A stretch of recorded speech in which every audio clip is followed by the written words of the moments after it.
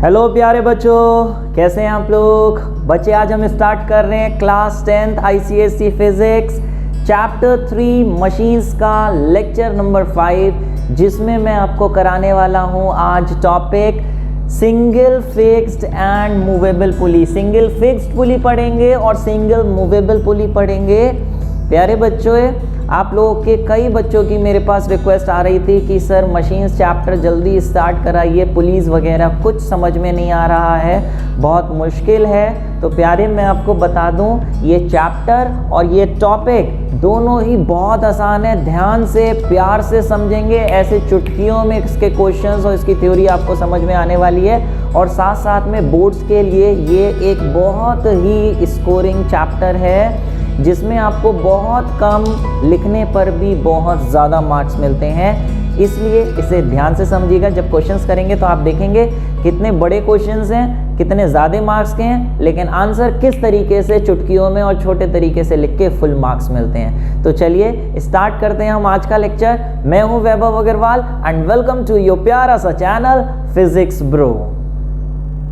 तो बच्चे, आगे का पार्ट स्टार्ट करने से पहले एक बात और बता दूं आपको, अगर आपने पीछे के लेक्चर्स नहीं अटेंड करे हैं, अगर आपको मशीन्स के बेसिक्स नहीं मालूम है, तो ऊपर दिए गए आई बटन पे क्लिक करके या फिर नीचे दिए गए डिस्क्रिप्शन बॉक्स में सारे लेक्चर्स के लिंक्स गिवन है, वहां पे क्लिक करके आप पीछे के लेक्चर्स देख के आइए, तो ये आपको ज़्यादा अच्छा समझ में आएगा और बेसिक कंसेप्ट आपको आते हैं। तो चलिए स्टार्ट करते हैं आज का टॉपिक। जैसे कि सबसे पहली बात आई पुलिस, चैप्टर चल रहा था मशीन्स, तो मशीन्स के हमने अलग अलग फंक्शंस पढ़े थे। मशीन्स 4 तरीके के फंक्शन शो करती है, जैसे कि हमने बताया था कि वो it is use to change the direction of effort, it is use to apply effort at a convenient point, gain in speed, as a force multiplier. 4 functions हमने पढ़े थे। तो ये जो पुलिस होती हैं बेटा, पुलिस भी एक तरीके की मशीन होती हैं जो हमें किस काम में आती हैं वो हम पढ़ेंगे। जैसे सबसे स्टार्टिंग में हमें पता चलेगा कि कुछ ऐसी टाइप ऑफ पुली हैं जिससे हम यूज़ करके डायरेक्शन ऑफ एफर्ट चेंज कर सकते हैं, कन्वीनियंट डायरेक्शन में हम एफर्ट लगा सकते हैं। कुछ टाइप ऑफ पुलीज हैं, they are used as a force multiplier. Force multiplier का मतलब कि हम कम फोर्स लगाएंगे और ज़्यादा लोड को हम खींच सकते हैं, उठा सकते हैं। लेकिन पुलिस कई तरीके से यूज़ करी जाती हैं। सिंगल पुली भी होती है, सिंगल फिक्स पुली होती है, सिंगल मूवेबल पुली होती है, 2 पुलिस होती हैं, 3 पुलिस का सिस्टम भी होता है, 4 पुलिस, 5 पुली, 6 पुली, 10 पुली। अलग अलग तरीके से हम यूज़ कर सकते हैं, जिनका अलग अलग मैकेनिकल एडवांटेज, वेलोसिटी रेशियो और फ़ायदा होता है। क्या है वो आगे पढ़ेंगे लेक्चर्स में। आज का जो लेक्चर है वो है हमारा सिंगल फिक्स्ड पुली और सिंगल मूवेबल पुली। तो पहले पुली जान लीजिए कि ये क्या होती है। जैसे आपने देखा होगा कि कुएं में से पानी निकालते हैं बाल्टी को ऊपर खींच के रस्सी से, तो एक तो होता है कि डायरेक्ट आप पानी में बाल्टी डाल के ऐसे रस्सी से खींचो, ऐसे ऐसे, लेकिन वो थोड़ा मुश्किल होता है। तो इसलिए क्या किया जाता है, कई जगह कुएं में ऊपर पुली लगा दी जाती है, एक गोल सी रस्सी लगा के, कुछ जो देखने में इस तरीके की होती है ये पुली।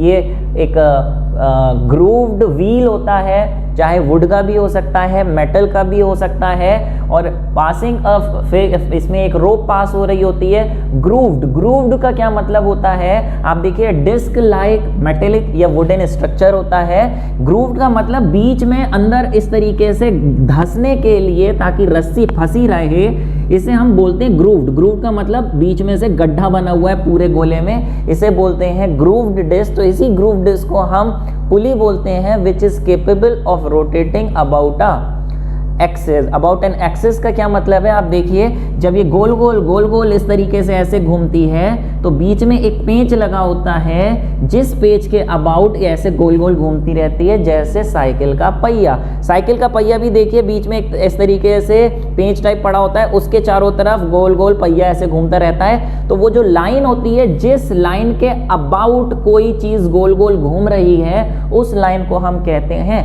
एक्सिस। तो ये एक एक्सिस के about is capable of rotating, ये हम पुली कहते हैं। इसकी डेफिनेशन नोट करिए, इट इज अ मेटेलिक और wooden disc with grooved rim. Rim का मतलब ये जो कोना कोना होता है, इसे रिम बोलते हैं। ग्रूव्ड होता है, अंदर से धंसा हुआ होता है बीच में से। Capable of rotating about an axle कह लो या एक्सिस कह लो, passing through its centre is called a pulley, है ना। लेकिन pulley is a type of machine which helps in lifting heavy loads. बोले काम किसके आती है? ये बेटा भारी भारी वजन उठाने के काम में आती है अलग अलग जगह। कहीं पे सिंगल पुली यूज़ करते हैं, कहीं डबल पुली यूज़ करते हैं, कहीं मूवेबल यूज़ करते हैं। कैसे कैसे यूज़ करते हैं देखिए, जैसे आपने एक वेल का तो एग्जाम्पल पढ़ ही लिया।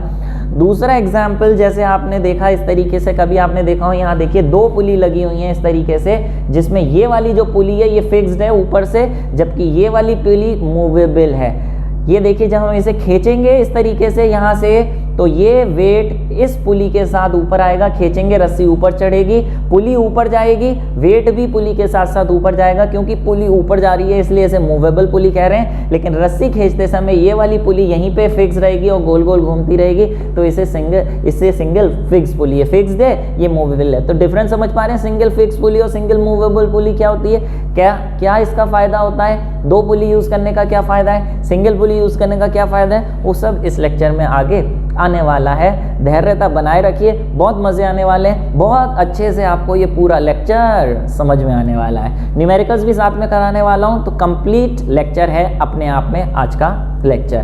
देखिए नेक्स्ट इसी तरीके से आप देखिए कि ऐसे क्रेन्स होती हैं, क्रेन्स में आपने देखो भारी भारी सामान उठाते हैं, कार भी उठाते हैं, बोल्डर्स उठाते हैं, पिलर्स उठाते हैं। तो देखिए यहाँ पे रस्सी को खींचते हैं इस तरीके से, ये पुली लगी होती है जिस पुली के ऊपर से रस्सी पास हो रही होती है और ये खींचती है। एक यहाँ पे देखिए 2 पुलीज लगी हैं, एक यहाँ लगी है, एक यहाँ लगी है, एक यहाँ भी लगी होगी। मशीन से ये रस्सी मोटर लगी होती है, रस्सी बंधने लगती है और पुलिस गोल गोल घूमने लगती है, रस्सी खींचने लगती है और सामान जो भी यहाँ बांध रखा है वो ऊपर उठने लगता है। तो इस तरीके से पुली यूज़ होती है। जैसे यहाँ पे आपने देखा होगा फ्लैग पोस्ट जो होता है, इसको भी खींचते हैं, तो यहाँ पे कई जगह पुली लगी होती है ताकि आसानी से रस्सी गोल घूम के ऊपर जा पाए। तो कई जगह पुली यूज होती हैं, कहीं पे सिंगल फिक्स पुली, कहीं पे मूवेबल पुली। जैसे आप देखिए ये सिंगल फिक्स पुली है, कई जगह सिंगल मूवेबल पुली यूज होती है। किसका क्या फंक्शन है वो हम पढ़ेंगे एक एक करके, जिसमें हम सबसे पहले पढ़ने जा रहे हैं क्या, सिंगल फिक्स पुली क्या चीज़ होती है। तो आ जाइए सिंगल पुली जब हम यूज़ करते हैं, सिंगल पुली, एक मिनट रुक जाइए, सिंगल पुली सिंगल फिक्स भी यूज़ कर सकते हैं, सिंगल मूवेबल भी यूज़ कर सकते हैं। पहले सिंगल पुली पढ़ लें, फिर फिक्स और मूवेबल दोनों पढ़ेंगे। जैसे सिंगल फिक्स पुली यहाँ पे अभी मैंने बताया can be used in 2 ways. पहला एज अ फिक्स पुली और दूसरा as a movable pulley. Fix pulley और मूवेबल पुली कहते कैसे हैं समझाया तो मैंने, और डिटेल समझ लीजिए। ऐसी पुली फिक्स पुली क्या होती है, by keeping the axis of rotation stationary, keeping its frame fix in its position.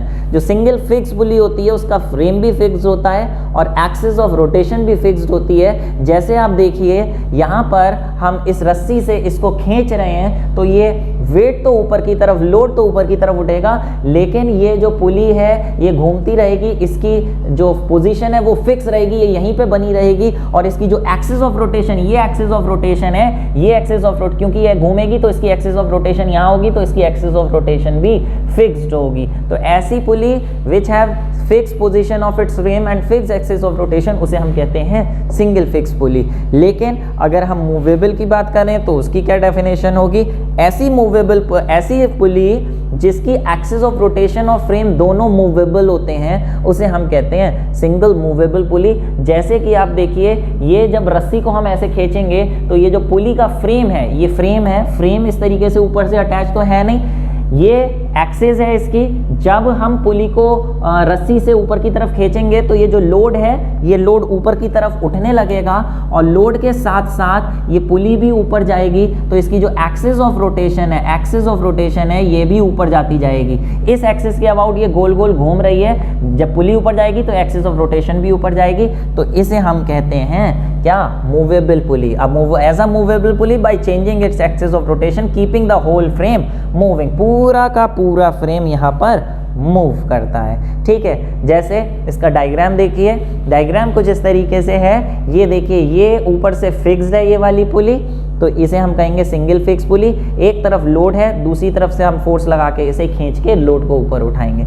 यहाँ पर आप देखिए रस्सी को ऊपर से बांध रखा है जबकि पुली को नहीं बांध रखा है। यहाँ पे इसे खींचेंगे तो जो लोड टंगा हुआ है वो ऊपर आएगा पुली के साथ साथ। कब ये यूज़ करते हैं, कब ये यूज़ करते हैं, इसका क्या फ़ायदा है, इसका क्या फ़ायदा है, वो हम पढ़ने वाले हैं। जबकि कई जगह ऐसी भी हैं जहाँ पे दोनों का कॉम्बिनेशन यूज़ करते हैं। जैसे ये देखिए इस तरीके से एक पुली ये है, एक पुली ये है, ये वाली फिक्स कर रखी है जबकि ये वाली मूवेबल है। जिस मूवेबल पुली से लोड टांग रखा है तो रस्सी से जब हम इसे उधर से खींचेंगे तो आप सोचिए ये जब हम खींचेंगे तो ये लोड अपने आप इमेजिन करिए ऊपर आने लगेगा। तो लोड को उठाने के काम में ये भी आ रही है, ये भी आ रही है, ये भी आ रही है, ये भी आ रही है, लेकिन तीनों में डिफरेंस है।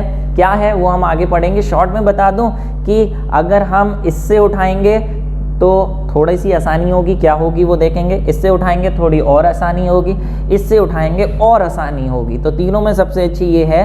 क्यों आसानी होगी वो हम पढ़ेंगे। तो पहले हम स्टार्ट कर रहे हैं सिंगल फिक्स पुली से, फिर दूसरे टॉपिक में बात करेंगे आज ही सिंगल मूवेबल पुली। तो let's start with single fix पुली।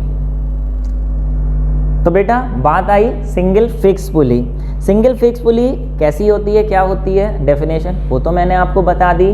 क्या a pulley which has its axis of rotation stationary in its position is called single fix पुली।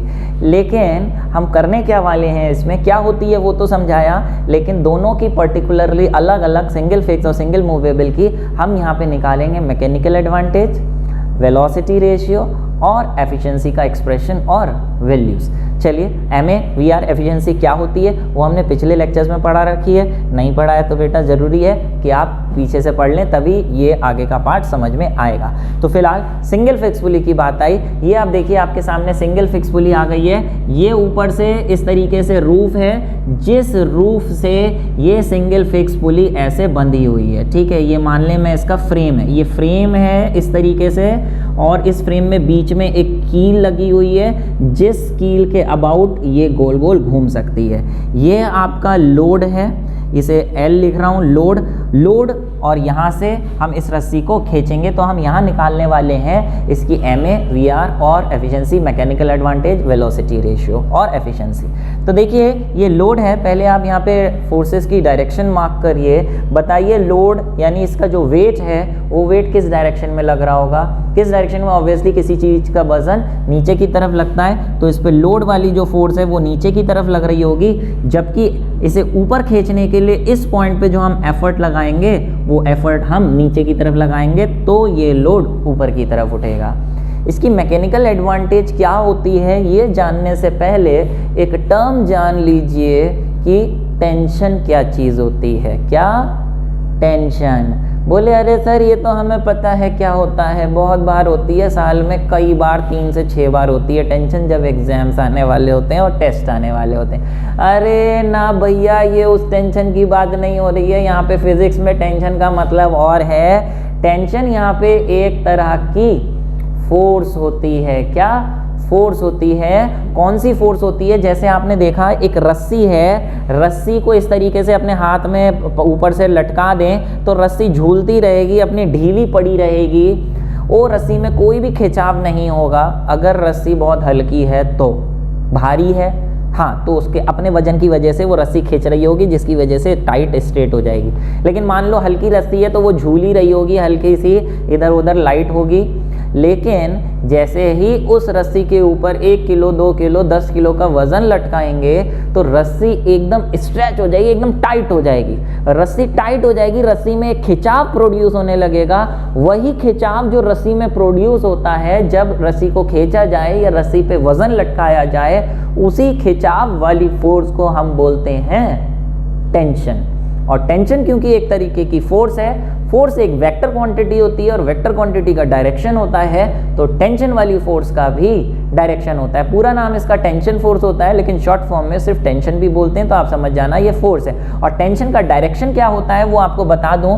जैसे कि फॉर एग्जाम्पल ये एक इस तरीके से बॉक्स है, ये रस्सी ऊपर इस तरीके से हमने ऐसे टांग ऊपर है रस्सी इसके और ऐसे टांग रखा है, तो टेंशन की डायरेक्शन हमेशा अवे फ्रॉम द ऑब्जेक्ट होती है, away from the point of contact होती है जिस पॉइंट से रस्सी टच कर रही है। रस्सी यहाँ से टच कर रही है इस पॉइंट से, तो tension away from the object यानी बाहर की तरफ होगी, ऐसे होगी। अगर यहाँ से हम इसे खींच रहे हैं इस तरीके से, ऐसे ग्राउंड पे रखी हुई है और ऐसे रस्सी से खींच रहे हैं, तो इस पॉइंट ऑफ कांटेक्ट है, इससे टेंशन की डायरेक्शन देखें तो अवे फ्रॉम द ऑब्जेक्ट होगी, बाहर की तरफ होगी, टेंशन ऐसे होगी, यहाँ से खींचें ऐसे होगी, यहाँ से खींचें तो ऐसी होगी, अवे फ्रॉम द ऑब्जेक्ट होती है, बाहर की तरफ होती है। तो ये टेंशन की डायरेक्शन होती है। इसका यहाँ पे क्या काम है वो देखिए। जब बेटा यहाँ रस्सी लगा रखी है, रोप लगा रखी है, तो जब लोड यहाँ टांग रखा है और इसको हम एफर्ट से खींचेंगे तो ये रस्सी तन जाएगी या नहीं तन जाएगी? हल्की सी खिंचाव होगा या इसमें नहीं होगा? बिल्कुल होगा, और जितना ज़्यादा लोड है उतना ज़्यादा खिंचाव होगा, तो इसमें टेंशन प्रोड्यूस होगी। इस पॉइंट पे अगर टेंशन देखें तो किस डायरेक्शन में होगी? ऑब्वियसली ऊपर की तरफ, अवे फ्रॉम द ऑब्जेक्ट यानी ऊपर की तरफ। ये टेंशन का डायरेक्शन बना दिया, ठीक है, ये टेंशन का डायरेक्शन, ठीक है। चलिए ऐसे ही इस पॉइंट पे एफर्ट नीचे लगा रहे हैं तो टेंशन किस डायरेक्शन में होगी? ऊपर की तरफ। इस पॉइंट से जब खींच रहे हैं तो छू रखें, इससे अवे होगा ऊपर की तरफ। तो ये टेंशन की डायरेक्शंस मैंने बना दी। तो इस पॉइंट पे देखिए दो फोर्सेस लग रही हैं, एक लोड नीचे की तरफ और एक टेंशन ऊपर की तरफ। इस पॉइंट पे दो फोर्सेस लग रही हैं, एक एफर्ट नीचे की तरफ और एक टेंशन ऊपर की तरफ। अगर मान लें कांस्टेंट वेलोसिटी से इसे हम खींच रहे हैं तो ये कांस्टेंट वेलोसिटी से ऊपर जाएगा, और अगर कोई चीज़ कांस्टेंट वेलोसिटी से ऊपर जाती है, कांस्टेंट वेलोसिटी से ऊपर जाती है, तो जो इस पे दो फोर्सेस लग रही हैं ये बिल्कुल इक्वल एंड ऑपोजिट होती हैं। यहाँ पे जो टी है वो बिल्कुल लोड के बराबर होगी, बराबर होगी। कुछ बच्चों को ये कन्फ्यूजन हो रहा है, हालांकि बुक में ऐसा कुछ मेंशन नहीं है कि क्यों बराबर होगी, लेकिन फिर भी जो बच्चे जानना चाहते हैं क्यों बराबर होगी उनके लिए मैं बताना चाह रहा हूँ कि कांस्टेंट वेलोसिटी से अगर ऊपर जाएगी तो ये दोनों फोर्सेस इक्वल क्यों होनी चाहिए। एग्जाम में ये लिखने की दिखाने की ज़रूरत नहीं है, लेकिन आपकी इन्फॉर्मेशन के लिए बता रहा हूँ कांस्टेंट वेलोसिटी से ऊपर जाने पे फोर्सेस इक्वल क्यों होंगी। कुछ बच्चे क्योंकि ये समझ रहे हैं सर ये ऊपर जा रही है तो टेंशन ज़्यादा होनी चाहिए, ऊपर वाली फोर्स ज़्यादा होनी चाहिए, नीचे वाली कम। नहीं, कांस्टेंट वेलोसिटी से जा रही है तो दोनों फोर्सेस इक्वल इसलिए होंगी। बेटा कांस्टेंट वेलोसिटी का क्या मतलब है? कांस्टेंट वेलोसिटी का मतलब है कि वेलोसिटी बढ़ ही नहीं रही है, वेलोसिटी नहीं बढ़ रही है, नहीं कम हो रही है, यानी उसकी एक्सेलरेशन जीरो है। एक्सेलरेशन जीरो, एक्सेलरेशन का मतलब होता है change in velocity per unit time. Velocity में कोई चेंज नहीं आ रहा है तो एक्सेलरेशन उसकी जीरो होगी। एक्सेलरेशन होती है change in velocity per unit time. Velocity में चेंज नहीं है, चेंज इन वेलोसिटी जीरो है तो एक्सेलरेशन भी जीरो होगी, और एक्सेलरेशन जीरो होगी तो फोर्स भी जीरो होगी। कौन सी फोर्स? Net force. एफ का फॉर्मूला एम ए होता है ना, अगर ए जीरो है तो एफ भी तो जीरो होगा ना, यानी कांस्टेंट वेलोसिटी से अगर कोई चीज़ चल रही है तो नेट फोर्स जीरो होना चाहिए। और नेट फोर्स जीरो तब होगी जब आप समझिए एक फोर्स किसी बॉडी पे ऊपर लग रही है 10 न्यूटन की, एक फोर्स नीचे लग रही है, ठीक है। इसकी नेट फोर्स तभी जीरो हो सकती है जब ये दोनों फोर्सेस बिल्कुल एग्जैक्टली इक्वल एंड ऑपोजिट हो। जितनी ऊपर लग रही है उतनी ही नीचे लगे 10 न्यूटन की, तभी एक दूसरे को कैंसिल करेंगी, तब ही इस पे नेट फोर्स जीरो हो पाएगी। तो एक बार फिर से सुन लो, कांस्टेंट वेलोसिटी से चल रही है तो नेट फोर्स जीरो होगी। नेट फोर्स जीरो तभी होगी जब ऊपर और नीचे वाली इक्वल होंगी। इसलिए हम डायरेक्ट बता देते हैं, बुक में डायरेक्ट लिख दिया जाता है कि ये इस पे जो दो फोर्सेस लग रही हैं ऊपर और नीचे, इन दोनों को इक्वल होना पड़ेगा। क्यों, वो अब आपको समझ में आ गया, लेकिन एग्जाम में कतई नहीं लिखना है। एग्जाम में डायरेक्ट लिखोगे इक्वल एंड ऑपोजिट वैल्यू डाल के। कैसे? मैं डायरेक्ट लिख रहा हूं, अगर आपको ये नोट करना है तो नोट कर सकते हो। जैसे यहाँ पे देखिए, बताइए, चलिए वापसी कर लेते हैं। यहाँ पे बताइए लोड बड़ा होगा, इस पॉइंट पे दो फोर्सेस एक ऊपर एक नीचे, कौन बड़ा होगा? नहीं, दोनों बराबर होंगी। L is equal to T, ठीक है। यहाँ पे बताइए नीचे की तरफ एफर्ट फोर्स लग रही है, ऊपर की तरफ T लग रही है, कौन बड़ा होगा? कांस्टेंट वेलोसिटी चल रही है तो दोनों इक्वल होंगी, ठीक है। अब हमें निकालना है मैकेनिकल एडवांटेज, जिसका फॉर्मूला है L अपॉन E। भैया L भी T है और एफर्ट भी T है, एफर्ट की जगह भी T लिख दे रहे हैं, T से T कट के 1 आ गया। ये लो, मैकेनिकल एडवांटेज कितनी आ गई? 1। तो सिंगल मूव फिक्स पुली की मैकेनिकल एडवांटेज 1 होती है। चलो वेलोसिटी रेशियो निकालते हैं। वेलोसिटी रेशियो का फॉर्मूला होता है distance moved by effort to the distance moved by load. याद है कि नहीं है भैया? ये निकालते हैं। चलिए बताइए अगर लोड को x डिस्टेंस ऊपर उठाना है, डिस्टेंस ऑफ लोड अगर x है, लोड को हम चाहते हैं 2 मीटर ऊपर आ जाए, तो एफर्ट को कितने मीटर नीचे खींचना पड़ेगा? ऑब्वियसली जितने डिस्टेंस इससे ऊपर चाहते हो उतने डिस्टेंस ही इसे नीचे खींचना पड़ेगा। रस्सी जुड़ी हुई है, तो जितना ये नीचे खींचोगे उतना ये ऊपर उठेगा। तो डिस्टेंस ऑफ लोड अगर x है तो डिस्टेंस ऑफ एफर्ट भी x होना पड़ेगा। ये अंडरस्टूड वाली बात है जो हम डायरेक्ट लिख के काटेंगे, 1 करेंगे तो ये लो वेलोसिटी रेशियो भी इसका 1 आ गया। ठीक है भैया, तो एफिशिएंसी कितनी हुई? एफिशिएंसी का फॉर्मूला हमने डिराइव किया था पिछले लेक्चर्स में, MA/VR। तो MA भी 1 है, VR भी 1 है, तो एफिशिएंसी भी कितनी आ गई? 1 आ गई। जैसे परसेंटेज में लिखो तो ये हो गया 100%। तो प्यारे ये 3 चीज़ें आपसे एग्जाम में पूछी जाएंगी, 2 से 3 मार्क्स में पूछी जाएगी। कितना आसान है, समझाने में इतनी देर लगी, लिखने में कितनी देर लगेगी? आधा मिनट नहीं लगेगा, 3 मार्क्स आपको मिलेंगे। एक बात अंदर की यहाँ ये सुन लो कि प्यारे कि एफिशिएंसी यहाँ पे थ्योरेटिकल वैल्यू 100% आ रही है, लेकिन प्रैक्टिकली बात करें तो किसी भी मशीन की एफिशिएंसी 100% नहीं होती। क्यों नहीं होती? पढ़ाया गया है क्योंकि जब हम किसी मशीन को चलाते हैं तो उसमें फ्रिक्शन वगैरह की वजह से हमें ज़्यादा एफर्ट लगानी पड़ती है और लोड को ओवरकम करने के लिए, फ्रिक्शन को ओवरकम करने के लिए। इसलिए कुछ हमारी एनर्जी लॉस हो जाती है in overcoming the forces of friction, जिसकी वजह से एफिशिएंसी 100% नहीं होती, उससे कम ही होगी। Practically efficiency will always be less than 1 और 100%, बट थियोरेटिकली ये आ रही है। एक और तरीका जैसे समझाऊं प्यारे, अभी मैंने बोला कि अगर इसमें फ्रिक्शन होगा, समझिए पुली घूमेगी तो एक कील के अबाउट घूमेगी, वहाँ घिसेगी, फ्रिक्शन होगा, रस्सी हल्की सी घिसेगी। फ्रिक्शन की वजह से हमें फ्रिक्शन को ओवरकम करने के लिए ज़्यादा एफर्ट लगानी पड़ेगी, और एफर्ट अगर ज़्यादा हो गई तो MA inversely proportional to effort. Effort ज़्यादा होगी तो MA कम हो जाएगी, MA कम होगी तो एफिशिएंसी भी कम हो जाएगी। तो MA भी जो हमने 1 लिखी है थ्योरेटिकल वैल्यू है, practically MA will always be less than 1, efficiency will always be less than 1। बात आई VR की? नहीं बेटा, VR का फ्रिक्शन से कोई लेना देना नहीं है, VR तो 1 है, 1 ही रहेगा। VR का वेलोसिटी रेशियो का फ्रिक्शन से क्या लेना देना है भैया? फ्रिक्शन चाहे कितना भी हो, कितना ज़्यादा हो, कितना हल्का हो, अगर इसे x मीटर ऊपर खिसकाना है तो x मीटर ही इसे खींचना पड़ेगा, उसका फ्रिक्शन से कोई लेना देना नहीं है। इसलिए वेलोसिटी रेशियो तो चीज़ें 1 आ रही हैं, इसका आगे से क्या रिलेशन है वो हम देखेंगे। ठीक है प्यारे, तो ये नोट कर लीजिए कि इस तरीके से जब हम खींचेंगे तो ये ऊपर जाएगा, ये नीचे आएगा और तीनों चीज़ें 1 होंगी। ठीक है, नोट लिया? नोट लीजिए पॉज करके, फिर हम बढ़ते हैं आगे। तो मेरे प्यारे, जो अभी मैंने सिंगल फिक्स पुली पढ़ाया उस पे बेस एक बढ़िया सा क्वेश्चन कर रहे हैं कंसेप्ट को क्लियर करने के लिए। कॉपी पेन निकाल लीजिए, निकाले ही होंगे, नोट्स तो बना ही रहे हैं ना? बना रहे हैं कि नहीं बना रहे हैं भैया? नोट्स बनाना बहुत ज़रूरी है, जो लिखवा रहे हैं बनाते जाओ। बात आई व्हेन देयर इज नो, अच्छा एक क्वेश्चन आया है, कह रहे हैं when there is no gain either in MA और VR then why is then a fix pulley is used. बहुत बढ़िया क्वेश्चन, बहुत बढ़िया क्वेश्चन। कह रहे हैं मैकेनिकल एडवांटेज भैया 1 आ रही है। मैकेनिकल एडवांटेज 1 आने का मतलब लोड अपॉन एफर्ट 1 है, यानी load is equal to effort है। ये इधर ले जाओ, यानी effort is equal to load है। जितना लोड है 50 किलो का वजन है, 50 kgf का लोड है, तो एफर्ट भी हमें 50 kgf की लगानी पड़ेगी। अगर भैया जितना लोड है उतनी ही ताकत लगानी पड़ रही है तो फ़ायदा क्या है? फ़ायदा क्या है? काहे कोई सिंगल फिक्स पुली यूज़ कर रहे हो?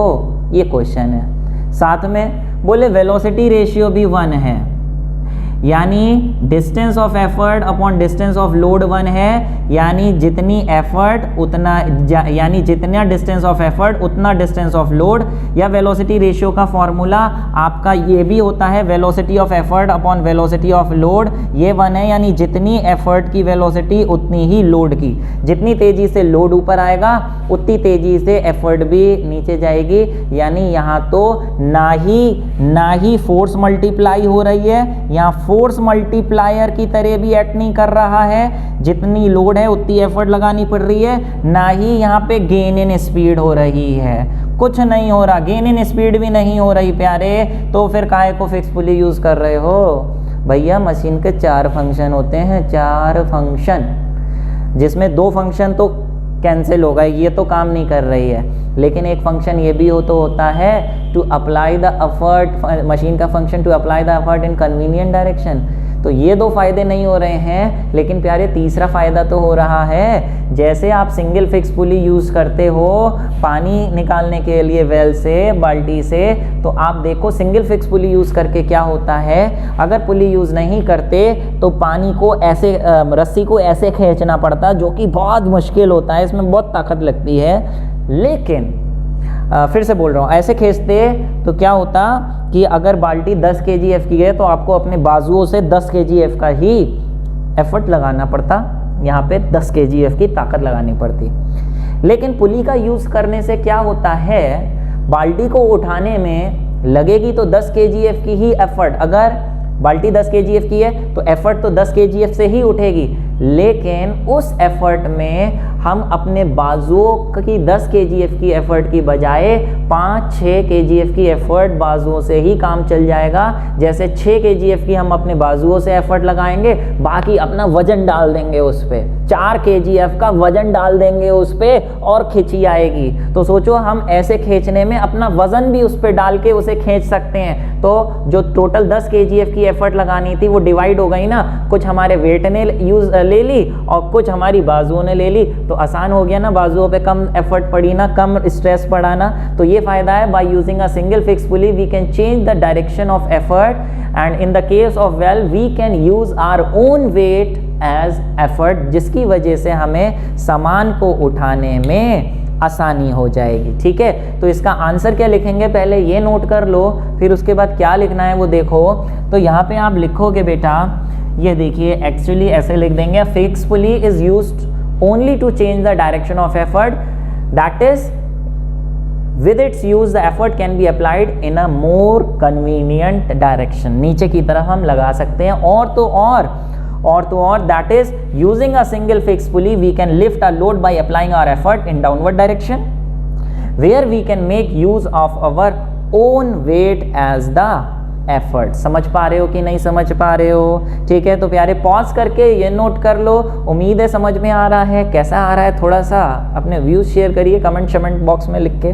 फिलहाल बात करेंगे अब हम इसके बाद सिंगल फिक्स पुली के बाद सिंगल मूवेबल पुली। तो let's move to the next part after noting down these all points. Okay मेरे प्यारे बच्चों, बात आ गई है सिंगल मूवेबल पुली की।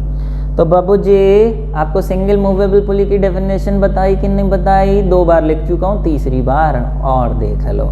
सिंगल मूवेबल पुली क्या होती है? A pulley whose axis of rotation is movable not fix in position is called movable pulley. दिखने में कैसी होती है ये आपको ये भी दिखा चुके हैं। अभी क्या करना है हमें, यहाँ पर हमें निकालना है इसकी MA, VR और एफिशिएंसी का फॉर्मूला, और फिर कुछ बहुत इंपॉर्टेंट पॉइंट इससे रिलेटेड। चलिए MA VR निकालने के लिए सबसे पहले फोर्सेस बनानी होंगी। प्यारे ये यहाँ पर लोड है, ये पुली है, पुली से लोड टांग रखा है, पुली फिक्स नहीं है, ऊपर से रस्सी फिक्स है एक तरफ से, दूसरी तरफ से हम इसे खींचेंगे, पुली ऊपर जाएगी, पुली के साथ साथ लोड ऊपर जाएगा। तो लोड जो वजन है इसका वो उसकी फोर्स नीचे की तरफ लग रही होगी, एफर्ट यहाँ से हम ऊपर की तरफ लगाएंगे। अब बात रही टेंशन की, तो आप देखो एक लोड है, लोड की वजह से इन दोनों रस्सियों में खिंचाव आएगा कि नहीं आएगा? अगर भैया ये लोड नहीं होता, वजन ही नहीं डालते, तो रस्सियाँ ढीली रहती, रस्सियों में कोई खिंचाव ही नहीं आता। बोले सर पुली का भी तो वजन होगा, अगर लोड नहीं होगा तो पुली तो टंगी हुई है, पुली की वजह से तो वजन आएगा। हाँ भैया बिल्कुल सही कह रहे हो, प्रैक्टिकली तो सही कह रहे हो, लेकिन जब हम थ्योरेटिकली अभी पढ़ रहे हैं तो theoretical we are considering that pulleys are weightless. Pulley का वेट मानोगे ही नहीं, पुली का वेट हम यहाँ पे कंसिडर नहीं कर रहे हैं। अगर करेंगे पुली का वेट भी कंसिडर तो लोड अगर 50 किलो का है और पुली अगर 2 किलो की है तो टोटल लोड हमें 50 + 2 52 लेना पड़ेगा। तो for our convenience we are ignoring the weight of the pulleys and taking pulleys as weightless. ठीक है, तो पुली का वजन अभी मत बोलना। तो अगर वेट नहीं टांगते तो रस्सियाँ ढीली पड़ी रहती ना, ढीली झूलती रहती ऐसे ऐसे, लेकिन लोड डालने से रस्सी तन जाएगी तो लोड की वजह से रस्सियों में तनाव यानी टेंशन प्रोड्यूस होगी। किस डायरेक्शन में? लोड नीचे, और आपको बताया था हमेशा अवे फ्रॉम द ऑब्जेक्ट होता है लोड नीचे, तो ये टेंशन इस तरीके से ऊपर की तरफ एक इस रस्सी में, एक इस रस्सी में, दो टेंशनें आएंगी। लोड की वजह से दो रस्सियों में टेंशनें आएंगी। और आपको बताया फोर्सेज जो होती हैं वो इक्वल एंड अपोजिट होती हैं। Total upward is equal to total downward. तो लोड की वजह से जो टेंशन प्रोड्यूस हो रही है तो नीचे की तरफ L, जबकि ऊपर की तरफ T प्लस T कितना हो गया 2T। तो लोड तो 2T हो गया। लेकिन एफर्ट की बात करें भैया, आप देखिए एफर्ट यहाँ लगा रहे हैं, एफर्ट ऊपर की तरफ लगा रहे हैं, तो एफर्ट वाली जो फोर्स है उसकी वजह से भी तो कुछ तनाव प्रोड्यूस होगा। एफर्ट की वजह से भी तो टेंशन लगेगी, और एफर्ट की वजह से टेंशन लगेगी, एफर्ट उस पॉइंट पे ऊपर तो टेंशन उसके अवे नीचे की तरफ। तो एफर्ट ऊपर की तरफ, टेंशन नीचे की तरफ। Obviously effort is equal to tension equal and opposite, E is equal to T। अभी कुछ बच्चे बोले कि सर क्या टेंशन ये वाली वैल्यू सेम होगी? बिल्कुल सेम। हाँ भैया, पूरी रस्सी एक ही तो है, एक पूरी जुड़ी हुई जब रस्सी है तो एक रस्सी में टेंशन हर जगह सेम होगी। ऐसा थोड़ी रस्सी को खींचोगे अगर तो तनाव तो पूरी रस्सी में एक सा ही आएगा। ऐसे थोड़ी इतने टुकड़े में ज़्यादा खिंचाव आएगा, इतने टुकड़े में कम, इतने टुकड़े में कम, पूरी रस्सी में एक सा तनाव आएगा। तो टेंशन हर जगह सेम रस्सी में सेम होगी। फिलहाल इसकी हेल्प से अगर आप मैकेनिकल एडवांटेज निकालने बैठ जाएं तो फॉर्मूला होता है लोड अपॉन एफर्ट। लोड आपका आया है 2T, एफर्ट आई है T से T कट गया, मैकेनिकल एडवांटेज आ गई आपकी 2। देखिए कितना आसान है। इसकी मैकेनिकल एडवांटेज होती है 2, single movable pulley. Velocity ratio का formula distance moved by effort to distance moved by load. Let's calculate the distance effort का और लोड का कितना होगा प्यारे। अगर लोड को हम चाहते हैं x डिस्टेंस ऊपर ले जाना, लोड को अगर हम चाहते हैं x डिस्टेंस ऊपर ले जाना, तो पता है एफर्ट को कितना ऊपर खींचना पड़ेगा 2x। फिर से बोल रहा हूं, लोड अगर 5 मीटर ऊपर ले जाना चाहते हैं तो एफर्ट को 10 मीटर ऊपर खींचना पड़ेगा। यानी लोड अगर x डिस्टेंस ऊपर जा रहा है तो एफर्ट को 2x डिस्टेंस ऊपर खींचना पड़ेगा। ऐसा काय को वो अभी समझा रहा हूं। लेकिन x से x काटने पर वेलोसिटी रेशियो 2 आ गया, तो जितनी ma होती है उतनी ही VR होती है पुलिस के लिए। प्रैक्टिकली बात नहीं कर रहा हूं, आइडियली बात कर रहा हूं, ठीक है। यानी अगर ये 2 है तो ये भी 2 ही आना चाहिए। तो अगर कभी भूल भी जाओ कि ये x है तो ये कितना होना चाहिए, तो याद करो हमें तो 2 लाना है, तो 2 लाने के लिए ऊपर 2x ही होगा, तभी x से x कटेगा तो ऊपर 2 आएगा। लेकिन ऊपर 2x डिस्टेंस क्यों मूव करना पड़ेगा ये मैं समझा रहा हूँ प्यारे। मानो इस तरीके से, ऐसे ये इस तरीके से यहाँ पुली है, ठीक है। अभी पुली है, आप ध्यान से समझना। अभी ये पुली थोड़ा और नीचे बना लें, इस तरीके से ये पुली है यहाँ पे, ठीक है, ओके। अभी आप समझो, मानो कि आपने एफर्ट को ऊपर की तरफ खींचा तो पुली ऊपर की तरफ आ गई। मान लें पुली यहाँ से यहाँ आ गई, ठीक है। ये मैंने इसकी नई पोजीशन बनाई है, ओल्ड पोजीशन न्यू पोजीशन। पुली यहाँ आ गई, कितना डिस्टेंस ऊपर चली गई, मान लें x डिस्टेंस ऊपर चली गई, सेंटर से सेंटर x डिस्टेंस ऊपर चली गई। अब आप ये सोचो, इसको यहाँ से यहाँ ले जाने के लिए रस्सी ऊपर खींचनी पड़ेगी, नहीं खींचनी पड़ेगी? बिल्कुल खींचनी पड़ेगी। अब आप सोचो ये डिस्टेंस x है तो ये वाली रस्सी कितनी होगी? ये वाली रस्सी x होगी ना, और इधर से इधर तक ये वाली रस्सी भी कितनी होगी? ये भी x होगी। तो सोचो ये पूरी पुली को यहाँ से यहाँ ले जाने के लिए जब हम रस्सी को ऐसे खींचेंगे तो इतनी रस्सी और इतनी रस्सी दोनों मिला के जब ऊपर आएंगी तभी तो ये रस्सी यहाँ से ऐसे पास होके ऐसे जाएगी। जो अभी यहाँ से यहाँ पास हो रही थी ऐसे, उसे यहाँ से यहाँ पास होने के लिए इतनी और इतनी दोनों को मिला के ऊपर आना पड़ेगा। तो टोटल कितना डिस्टेंस इस रस्सी को ऊपर की तरफ चलना पड़ेगा? x और x 2x चलना पड़ेगा। इसलिए यहाँ पे डिस्टेंस ऑफ एफर्ट 2x होगा। ये मैंने आपको अंदर की बात समझा दी है, लेकिन बुक में नहीं लिखा है। आपको कॉपी पे भी, एग्जाम में भी नहीं लिखना है कि ऐसा क्यों 2x। आपको डायरेक्ट लिखना है कि डिस्टेंस ऑफ लोड x है तो डिस्टेंस ऑफ एफर्ट 2x होगा। फिलहाल वेलोसिटी रेशियो आपका आ गया कितना? ये भी आ गया आपका 2। अब हम निकालेंगे एफिशिएंसी का फॉर्मूला होता है ma अपॉन VR। ये लीजिए ma भी 2, VR भी 2, कॉट के ये 1 आ गया, नहीं एफिशिएंसी आपकी आ गई 1। परसेंटेज में लिखें तो इंटू 100 करके हो जाएगा 100%, तो एफिशिएंसी आ गई 100%। ठीक है। ये भी फिर से वही बता रहा हूँ, थ्योरेटिकली आई है, प्रैक्टिकली 1 से कम होगी, क्योंकि ये थ्योरेटिकल एमए की वैल्यू 2 आई है। प्रैक्टिकली अगर देखें तो एफर्ट ज़्यादा लगानी पड़ेगी हमें, एफर्ट ज़्यादा लगाओगे एमए कम हो जाएगी, एमए कम होगी तो एमए कम होने से एफिशिएंसी भी कम होगी। तो हमें यहाँ पे थ्योरेटिकल वैल्यूज़ लिखनी है, ना कि प्रैक्टिकल। प्रैक्टिकल कैसी होगी वो सिर्फ जान लीजिए, एग्जाम में पूछा जा सकता है क्या एमए 2 ही होगी या प्रैक्टिकली 2 से कम होगी, एफिशिएंसी 1 होगी या 1 से कम होगी, तो आप जान गए। ठीक है, चलिए प्यारे, तो ये तो हो गई आपकी सिंगल फिक्स्ड मूवेबल पुली। लेकिन प्यारे आप देखिए इसमें और सिंगल फिक्स पुली में कोई डिफरेंस है?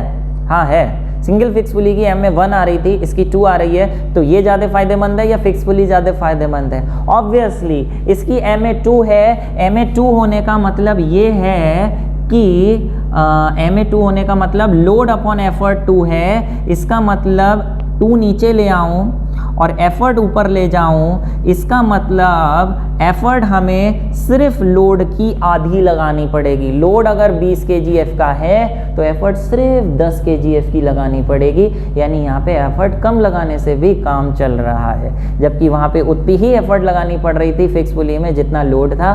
तो ये फायदा है यहाँ पे। This movable pulley is acting as force multiplier. Force multiplier, कम एफर्ट से ज़्यादा लोड ओवरकम हो रहा है, तो इसलिए हम इसे बोलेंगे it acts as force multiplier, जिसको आप ऐसे भी लिख सकते थे। अगर यहाँ से देखते तो एफर्ट इधर ले जाते तो L is equal to 2E हो जाता, यानी जितनी भी एफर्ट लगाएंगे उसका डबल लोड हम उठा सकते हैं। तो फोर्स मल्टीप्लायर का काम करती है सिंगल मूवेबल पुली। ये इसका फ़ायदा है, लेकिन इसका एक नुकसान भी है। यहाँ पे एक अच्छी बात नहीं है जो हमें सही करनी पड़ेगी, जो हमारे लिए मुश्किलें पैदा कर रही है, वो है डायरेक्शन ऑफ एफर्ट। आप देखो हमें इसे ऊपर उठाने के लिए किधर की तरफ खींचना पड़ेगा?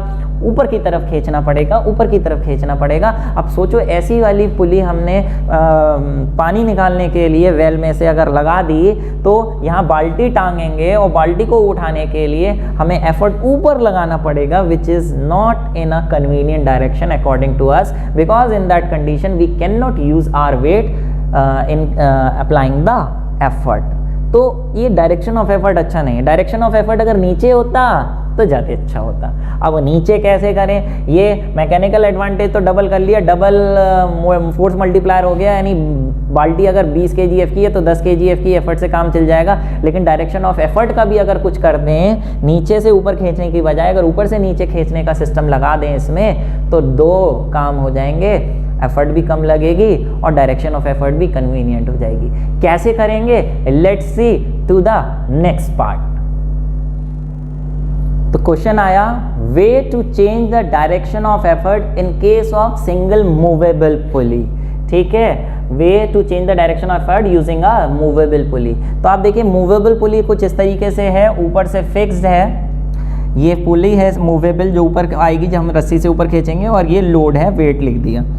अभी इसे हमें ऊपर उठाने के लिए, वेट को ऊपर उठाने के लिए एफर्ट भी ऊपर लगानी पड़ रही है, जो कि कन्वीनियंट डायरेक्शन नहीं है। तो बताओ एफर्ट को ऊपर लगाने की बजाय नीचे लगाने के लिए क्या यूज़ करते हैं एफर्ट की डायरेक्शन चेंज करने के लिए?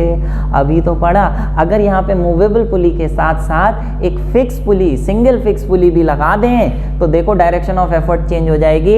ये देखो, ये जो यहाँ पे आपकी ये मूवेबल पुली थी, इससे जो ये रस्सी जा रही थी जिससे हम एफर्ट ऊपर लगा रहे थे, अगर ये यहाँ वाली रस्सी जो है, ये रस्सी अगर एक सिंगल फिक्स पुली से पास कर दें, एक सिंगल फिक्स पुली से पास कर दें, तो आप देखिए अब रस्सी का जो आखिरी वाला छोर है उसे अब हम कहाँ खींचेंगे? कहाँ खींचेंगे? ऊपर खींचेंगे का? नहीं, उसे हम नीचे खींचेंगे। ये देखो, ये हमने इसे नीचे खींच के, जैसे जैसे हम इसे नीचे खींचेंगे ये रस्सी ऊपर जाएगी, पुली ऊपर जाएगी और ये वेट भी ऊपर जाएगा। ऐसा करने से मैकेनिकल एडवांटेज भी 2 रहेगी और आपकी जो फोर्स मल्टीप्लायर की तरह काम करेगी और डायरेक्शन ऑफ एफर्ट भी नीचे हो गया। तो सिंगल मूवेबल पुली के साथ एक कई बार सिंगल फिक्स पुली लगा दी जाती है to change the direction of effort if we want to use our weight as effort. ठीक है, तो नोट करिए यहाँ पे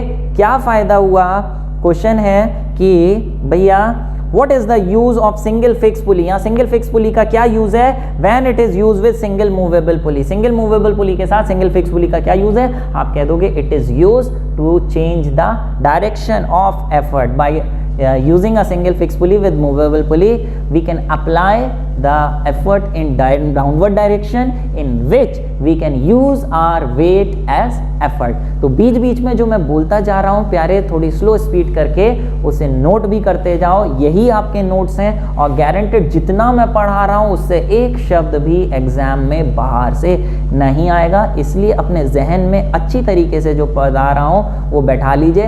रटना नहीं है, समझ समझ के पढ़ना है, ठीक है। तो चलिए ये आपका हो गया वे टू चेंज। अभी बात आ रही है what is the difference between single movable and single fixed pulley. ठीक है, डिफरेंसेस पूछे जाते हैं एग्जाम में, तो क्या डिफरेंसेस लिखेंगे नोट करिए। ये सिंगल फिक्स पुली है, ये सिंगल फिक्स पुली है जो ऊपर से फिक्स है इस तरीके से, और वो सिंगल मूवेबल पुली है। ये फ्रेम बनाना जरूरी है, फ्रेम से ये घूमेगी, बीच में कील लगी होगी इस तरीके से कुछ, जिसके अबाउट गोल घूम सकती है फ्रीली, जैसे वहाँ बनाया है। ठीक है, वो मूवेबल है। डिफरेंसेस देखिए क्या डिफरेंसेस होंगे प्यारे।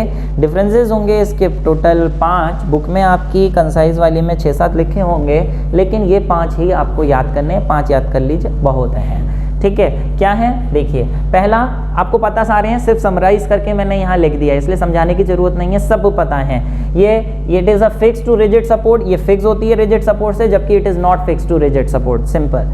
इसकी MA और VR दोनों 1-1 होती हैं, जबकि इसकी 2-2 होती हैं, निकाल चुके। क्योंकि इसकी MA 2 होती है इसलिए it is use as force multiplier, इसकी MA 1 होती है तो फोर्स मल्टीप्लायर भी नहीं, गेन इन स्पीड भी नहीं, क्योंकि VR भी 1 है। तो ये किस काम में आती है? It is use to change the direction of effort. चौथी बात, 5वीं बात, weight of pulleys does not affect the MA।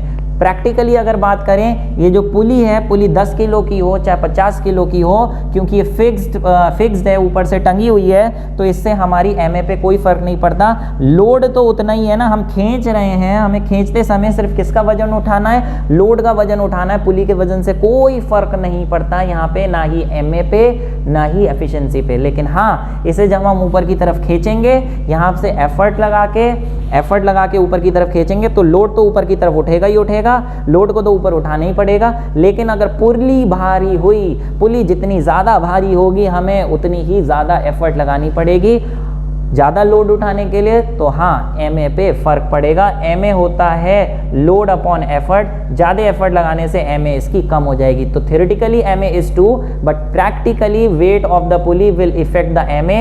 Effort ज्यादा लगाने की वजह से MA कम हो जाएगी। समझ पा रहे हो? मैकेनिकल एडवांटेज उतनी नहीं मिलेगी। तो प्यारे जल्दी से ये पॉइंट्स नोट कर लीजिए, फिर इससे रिलेटेड हम मूवेबल पुली से रिलेटेड कुछ क्वेश्चंस करा रहे हैं, बहुत ही इंपॉर्टेंट क्वेश्चंस जो आपके और ज़्यादा कंसेप्ट्स को क्लियर करेंगे। और आज का लेक्चर होगा इतना ही, उसके बाद अगला पार्ट हम करेंगे अगले लेक्चर में। तो बाबूजी आगे है आपके सामने अगला क्वेश्चन 1 कर चुके हैं, अब है क्वेश्चन नंबर 2।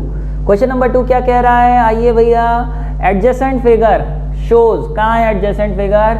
ये है एडजेसेंट फिगर। कह रहे हैं कि ये भैया हैं, बहुत ही पतले हैं, कुछ खाते पीते नहीं हो का। ये भैया हैं, भैया जो हैं 400 न्यूटन का वजन उठा रहे हैं, एक पुली को खींच के 480 न्यूटन की फोर्स लगा के, एफर्ट लगा के। अरे सर, अभी तो आपने कहा था जितना लोड है उतनी एफर्ट लगेगी सिंगल फिक्स पुली में। हाँ भैया, कहा था, प्रैक्टिकली नहीं, थ्योरेटिकली। प्रैक्टिकली मैंने बताया फ्रिक्शन होगा ना, उस फ्रिक्शन को ओवरकम करने के लिए हमें ज़्यादा एफर्ट लगानी पड़ेगी ना। तो ये प्रैक्टिकली क्वेश्चन है कि एफर्ट ज़्यादा लगानी पड़ रही है, लोड कम है। क्वेश्चन है to lift a load of 400 newton. जैसे जैसे वो बोलते जाते हैं मैं यहाँ लिखता जाता हूँ, load of 400 newton, load of 400 newton, ठीक है, थ्रू अ वर्टिकल हाइट। लोड कितना ऊपर जा रहा है? Height of 5 metre. ये किसकी हाइट है? ऑब्वियसली ये लोड की हाइट है, इतना लोड ऊपर उठा रहे हैं। लेकिन एक बात है भैया, अगर लोड 5 मीटर ऊपर उठा रहे हो तो सिंगल फिक्स पुली में एफर्ट का कितना डिस्टेंस मूव कराना पड़ेगा? जितना लोड उठाओगे उतनी एफर्ट का डिस्टेंस मूव कराना पड़ेगा। ये भी 5 मीटर होगा। कितने टाइम में? टाइम लिखा है 10 सेकेंड। ठीक है भैया। Effort applied by the boy is 480 Newton. ये एफर्ट लिख ली, ठीक है, okay. What is the velocity ratio of the pulley? Velocity ratio पूछा है, ABCD डालना ज़रूरी है भैया। अगर 1 2 3 लिखे होते 1 2 3 लिखते, ABCD है तो ABCD, ये बहुत मायने रखते हैं बोर्ड्स में। अगर नंबरिंग नहीं डालोगे तो मार्क्स कटेंगे। तो A वेलोसिटी रेशियो क्या हो गया, फॉर्मूला होता है distance of effort to distance of load. ये तो भैया सेम है, ये भी 5 है, ये भी 5 है, वेलोसिटी रेशियो 1 आ गया, कोई यूनिट नहीं होती है, रेशियो होता है। B कह रहे हैं व्हाट इज द एम। लो भैया पॉज करके ऐसा करो, पहले अपने आप निकालने की कोशिश करो। मेरे बिना बताए अगर आप अपने आप निकालोगे तो वो खुशी ही अलग होगी आपके मन में, है ना। तो अपने आप निकालने की कोशिश करो, फिर मेरा देखना। एम ए का फॉर्मूला होता है लोड अपॉन एफर्ट। ये लीजिए भैया, लोड भी है एफर्ट भी है। लोड है 400, एफर्ट है आपकी 480, ये कॉट गया 8 कितने जा होता है 6 जा 8 5 जा 5/6, ये आपकी एम ए आ गई, जिसे आप पॉइंट्स में लिख दे सकते हो। 6 7 जा 6 8 6 जा 8 0.8 कितना आएगा भैया, मैथ्स कमज़ोर है। पॉइंट लगा 0 6 8 जा 8 6 जा 48, ठीक है। 2 0 3 0.833 आ जाएगी, ठीक है। C part calculate efficiency. अरे एफिशिएंसी का तो फॉर्मूला मालूम है भैया, ये भी कराओगे का, M A upon V R. M A आपकी आ गई है 0.833, ठीक है। और वेलोसिटी रेशियो 1, तो एफिशिएंसी आ गई आपकी 0.833, या इंटू 100 कर दो तो 83.3%। कितना सिंपल क्वेश्चन है। What is the why is the efficiency not 100%, पूरा एक्सप्लेन करोगे क्यों 100% नहीं है। क्योंकि some of the energy is lost in overcoming the force of friction, इसलिए efficiency is not 100%, कुछ एनर्जी इनपुट वाली लॉस हो रही है। F A B ने E क्या बोले हैं, what is the energy gained by the load in 10 second. Load कितनी एनर्जी गेन करेगा 10 सेकंड में। प्यारे लोड ऊपर जा रहा है, एनर्जी कई तरह की होती हैं। लोड अगर ऊपर जाएगा तो ऊपर जाने से कौन सी एनर्जी आती है, ऊपर जाने से आती है पोटेंशियल एनर्जी। तो कह रहे हैं कितनी एनर्जी गेन करेगा लोड, तो potential energy gained by load is equal to potential energy का फॉर्मूला mgh। m आपको पता है कितना है, मास। m मास अलग से तो नहीं दे रखा प्यारे कितना है, लेकिन m इंटू जी खुद, m इंटू जी का मतलब वेट होता है या लोड होता है। पूरा m इंटू जी तो दे रखा है ना, कितना है लोड दे रखा है 400, तो इस पूरे को मिला के 400 लिखे। और हाइट कितनी ले गए थे लोड की 5 मीटर, ये आपका आ गया 2000। और यूनिट क्या होगी, पोटेंशियल एनर्जी की होती है जूल, ठीक है। F how much power was developed by the boy in raising the load.